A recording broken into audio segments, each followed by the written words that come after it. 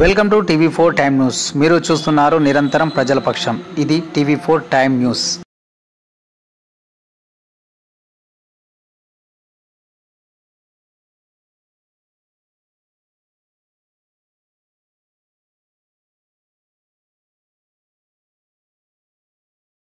ప్రభుత్వం రాహుల్ గాంధీ గారి నాయకత్వంలో రేవంత్ రెడ్డి గారు ముఖ్యమంత్రిగా మరి కలెక్టివ్గా ఈ బీసీలకు కులగణన కంప్లీట్ చేసి సమగ్రంగా సర్వే చేసిన తర్వాత 42% ఇస్తే అది న్యాయం జరుగుతుంది బీసీలకు అన్న ఉద్దేశంతో ఈరోజు 42% వాళ్ళు జీవో ఇచ్చారు. ఇక్కడ ఉన్నటువంటి ఆర్డినెన్స్ను గవర్నర్ ఆమోదించలేదు. అదేవిధంగా మరొక అసెంబ్లీలో మరొక జీవో తీసి మరి పంపిస్తే అది ఎలక్షన్లకు పోతే కోర్టులో అది కొట్టేసింది. మొత్తం ప్రతిపక్ష నాయకులు చాలా పెద్ద పెద్ద మాటలు మారుతారు. బీఆర్ఎస్ నాయకులు మరి ఆ రోజుల్లో విజయభాస్కర్ రెడ్డి గారు, ఎన్టీ రామారావు గారు 20% మనకు రిజర్వేషన్ ఇస్తే బీసీలకు పంచాయతీరాజ్ సిస్టంలో మరి విజయభాస్కర్ రెడ్డి గారు కాంగ్రెస్ ప్రభుత్వంలో 33% చేశారు. 33% చేశారు.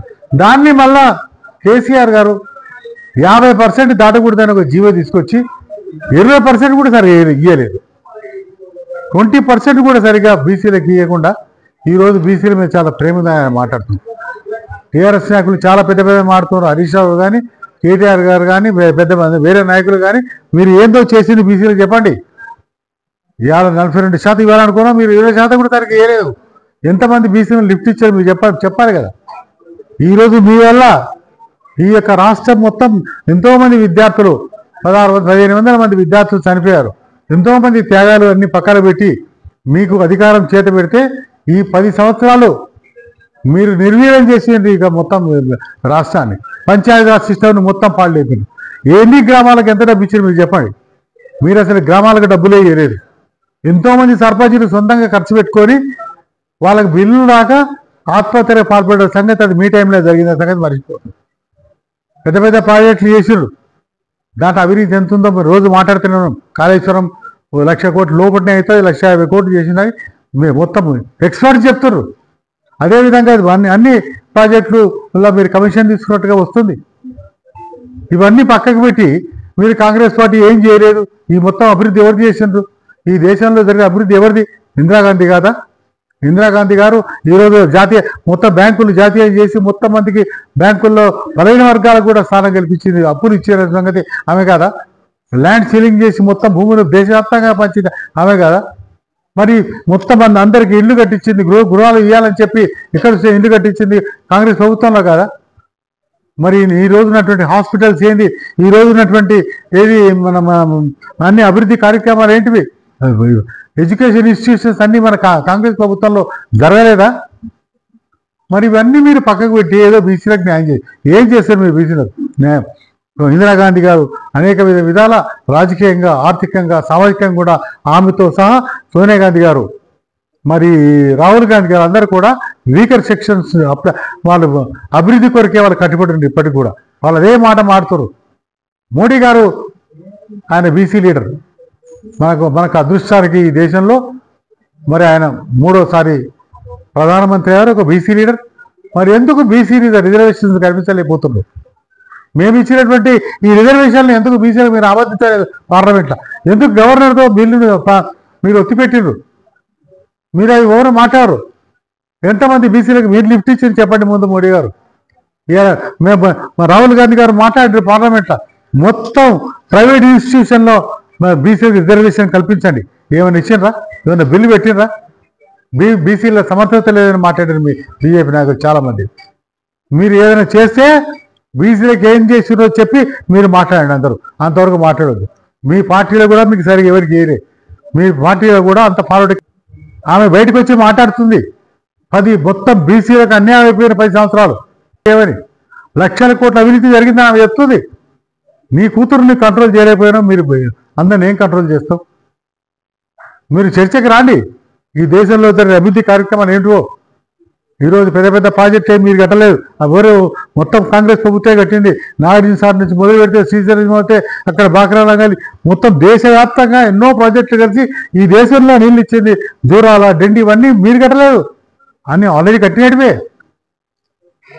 మీరు మొత్తం మేమే చేసినట్టు మాట్లాడితే దానికి అర్థం మన స్వాతంత్రం వచ్చినప్పుడు మన మన మన మన ఎకానమీ జీరో, జీడిపి అసలు మొత్తం ప్రపంచ దేశాల్లో మనకు చాలా తక్కువ పొజిషన్ ఉన్నది. మీరే చెప్తున్నారు కాంగ్రెస్ వచ్చినప్పుడు 10 నుంచి 11% ఉన్నది మొత్తం ప్రపంచ దేశాలతో పోల్చుకుంటే. మరి ఇప్పుడు మేము 5కి తీసుకొచ్చినా 3 తీసుకుని అంటున్నాం. మరి 11కి అయితే ఇచ్చారు కదా, 0 to 11. ఇంత పర్సెంటేజ్ ప్రపంచంలో గొప్ప చేసినారు. యుద్ధాలు చేసినామంటారు, కార్గిల్ యుద్ధం మీరే చేశారు. మామూలు యుద్ధాలని మీరే చేసినరా? ఇందిరాగాంధీ పాకిస్తాన్ మీద యుద్ధం చేయలేదా? పోయినవా? వెనక్కి జరిగేవా? ఎప్పుడు కూడా దేశం గురించి అందరూ ఒకటేరు. ఈ దేశంలో ఉన్నటువంటి అన్ని రాజకీయ నాయకులు, పార్టీలు, మతాలు, కులం అన్ని ఒకటే దేశం గురించి ఫైట్ చేస్తున్నది. అది మీరు గొప్పతనం కాదు, ఈ దేశం గొప్పతనం. కాబట్టి దయచేసి మీరు ఆల్రెడీ బిల్ రెజల్యూషన్ పాస్ చేసి ఆర్డినెన్స్ గవర్నర్కి పంపించినాం. మీరు గవర్నర్ని యాక్సెప్ట్ చేయండి, లేదా పార్లమెంట్లో 9th షెడ్యూల్ మీరు దానికి ఆమోదించి తెలపండి. 50% పైన ఇవ్వచ్చు అని. మీరు ఏది లేకుండా ఈ ఉద్యమం చేస్తా అంటారు. ఆల్రెడీ కాంగ్రెస్ ఇచ్చింది, ఆల్రెడీ కాంగ్రెస్ ప్రభుత్వం ఇచ్చింది. 40-50% ఇవ్వాలని ఫైట్ చేస్తుంది.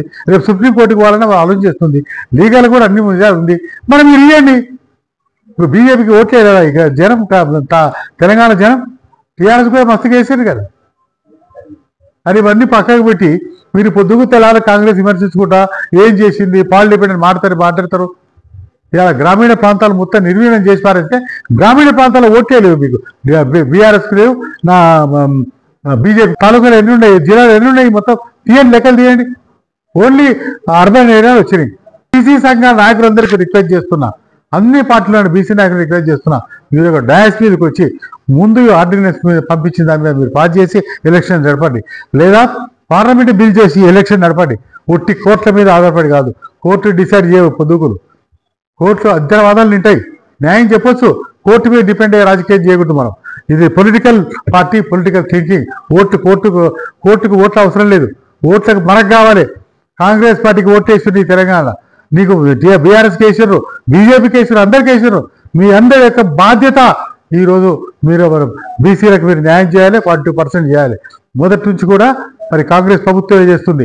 ఇందిరాగాంధీ టైంలో మరి అనేకమైనటువంటి స్కీమ్స్ తీసుకొచ్చి ఈ దేశంలో వీకర్ సెక్షన్స్కు, బలై వర్గానికి ఒక గుర్తింపు కల్పించినటువంటి గొప్ప పార్టీ, గొప్ప నాయకురాలు ఇందిరాగాంధీ మొదలు పెడితే అందరూ కూడా, రాజీవ్ గాంధీ గారు కానీ మీకు తెలుసు. మరి మాకు క్లారిటీ చేయండి, ప్రజలకు ఒక ఆలోచన కల్పించండి. మీరు ఉద్యమం ఎవరి మీద చేయాలి? జీవో ఇచ్చిన మీద ఉద్యమం చేయాలా, లేదా ఏడు మీద యుద్ధం చేయాలి? మీరు అందరూ కలిసిపోయి బీజేపీ ఉద్యమం చేయండి. అప్పుడు మీకు ఏమన్నా ఇది ఇచ్చింది. ఎందుకో ప్రజలు మాకు ఓటేసిన ఇచ్చింది, మరి మీకు కూడా ఓటేసారు, మీరు ఇవ్వండి. మొత్తం కాంగ్రెస్ తిట్టుకుంటే జరిగింది. ఇది దురదృష్టకర విషయం. ఇదంతా మోసం, ఇవన్నీ కూడా మోసం. వీళ్ళందరూ బీసీలు మోసం చేస్తున్నారు. ఒకసారి బీసీలు అందరూ కూడా, బీసీ సమాజం అంతా కూడా ఆలోచన చేయాలి.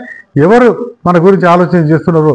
ఇవన్నీ కూడా లేనిపోయిన మాటలతో బీఆర్ఎస్ తర్వాత బీజేపీ ఏది కూడా కాంగ్రెస్ పార్టీకి సాటి రాదు.